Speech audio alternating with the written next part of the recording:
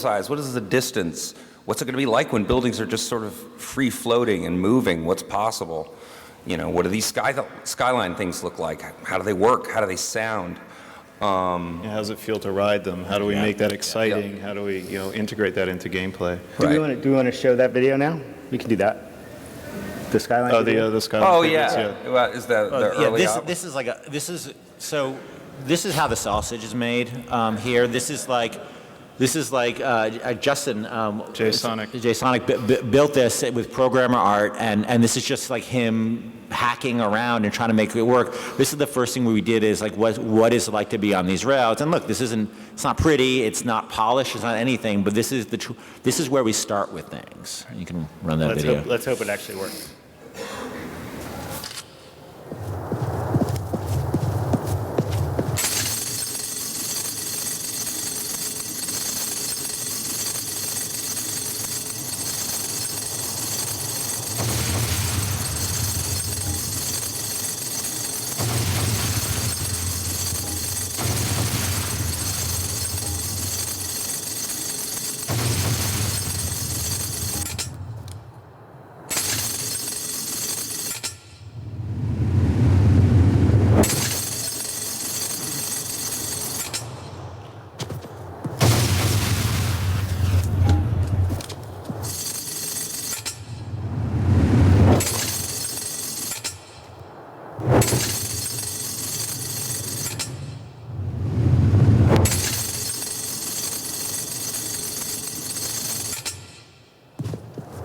So we start working on.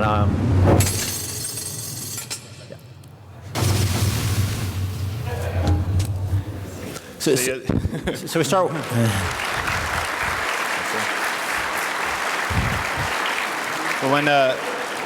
When the art team gets this from Jay-Sonic, we have an absolute heart attack because that's the part you don't see. It's like you're like, great skylines. What am I in a fucking grain silo? I can't make a city out of this. It's absolutely ridiculous, and and that's a challenge. It's like, so we have this game system we want to make, but for a BioShock game, skylines need to feel like part of the city. So we talk about, because what we start talking about is like, if you have a city where you have these basically floating islands, how would people get around it? How would they move freight around it? How would they transfer things around it? I think from playing our games that we wanted, when we built Rapture, as ridiculous as it is, with these big daddies and little sisters walking around and all these splicers running around, we want it to feel like it's a place that was believable in its own context and within the rule set we had.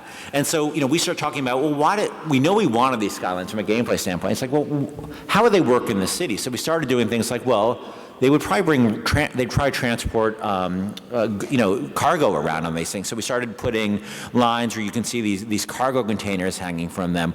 We want to feel like there's places that people are actually using these things within the city, because sometimes there's no other way to get around in a city that's structured like this.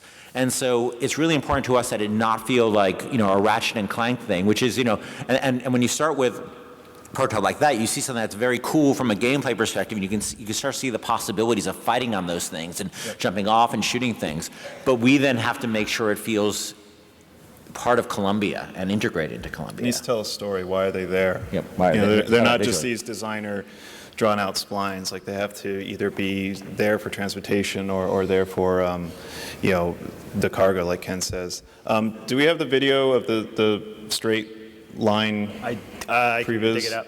I can go dig it up if you want to look at that. We have it. I think that, this is a good evolution to show, like, when Justin comes to us with that map and it's pure design and it's pure jumping around and navigating, then it comes to the art team and we have to think about, like, how do we make this fun and how do we make it visceral?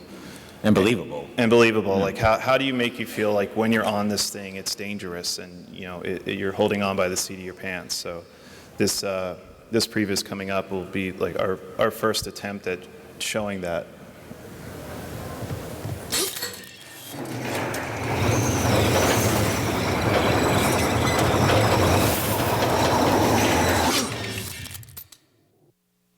Quick Sean put that together, and we were like, oh yeah, we can do this. This will be amazing. And if you think about that, so much of that is like it's the same thing, but it's aesthetic and the sound effect. You know, like we work with the sound like this is like being on a roller coaster, but you're hanging in midair and you've got a fucking gun.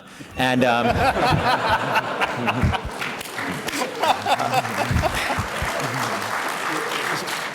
so the sound effects of the wind coming by you and the thing shaking. I mean, if you've ever been on like an old like turn of the century wooden roller coaster, there's nothing like it. And so that was where we started, and making it feel visceral and making it feel real. And look, we're still figuring out some of this and making and making it work and controlling right.